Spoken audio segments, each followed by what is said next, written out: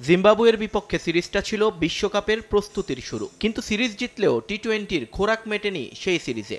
উল্টো শান্তলিনন্দের ফর্মহীনতা দুশ্চিন্তায় ফেলে দেয় টিম ম্যানেজমেন্টকে। ট্রু উইকেটে বোলাররাও খাবি খান প্রতিপক্ষকে আটকাতে। প্রস্তুতির সিরিজটা তাই শেষ হয় একগুচ্ছ শঙ্কা নিয়ে।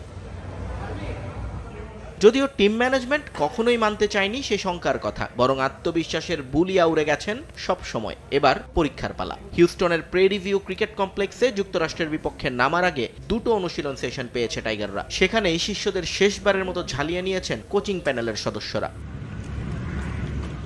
এ সিরিজ থেকে মূলত বিশ্বকাপের উইকেট এবং কন্ডিশনের সঙ্গে মানিয়ে নেওয়াটাকেই বড় চ্যালেঞ্জ হিসেবে দেখছে লাল সবুজ ম্যানেজমেন্ট। সঙ্গে নিজেদের সেরা একাদশটাকেও ঠিক করে ফেলতে চান তারা। সে ধারাবাহিকতায় 3 ম্যাচেই পরীক্ষা নিরীক্ষা করবে টিম বাংলাদেশ।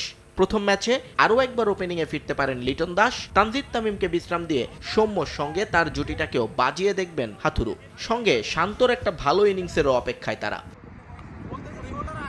জয় ব্রাইট লক টেকনোলজি সাধারণ পাউডারের তুলনায় দেয় দ্বিগুণ উজ্জ্বলতা। রিন অ্যাডভান্সড দেয় দ্বিগুণ উজ্জ্বলতা। বোলারদের জন্য বড় পরীক্ষা অপেক্ষা করছে এই ভেন্যুতে, কারণ ইতিহাস বলছে রান প্রসবা উইকেটই এখানকার বৈশিষ্ট্য। প্রে রিভিউতে এখন পর্যন্ত খেলা 4টি টি-20তেই রান উঠেছে বেশ, সর্বোচ্চ 230 আর সর্বনিম্ন দলীয় রান এখানে 132।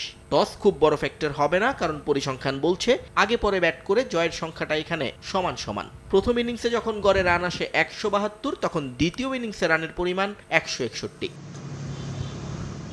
বাংলাদেশের জন্য বড় ভাবনা হতে পারে যুক্তরাষ্ট্রের কোচিং প্যানেল, যার নেতৃত্ব দিচ্ছেন সাবেক অস্ট্রেলিয়ান ক্রিকেটার স্টুয়ার্ট ল। 2 দফায় বাংলাদেশের জাতীয় দল এবং বয়সভিত্তিক পর্যায়ে কাজ করার অভিজ্ঞতা থেকে টাইগারদের এই দলটার সবাইকে খুব ভালো করেই চেনেন তিনি।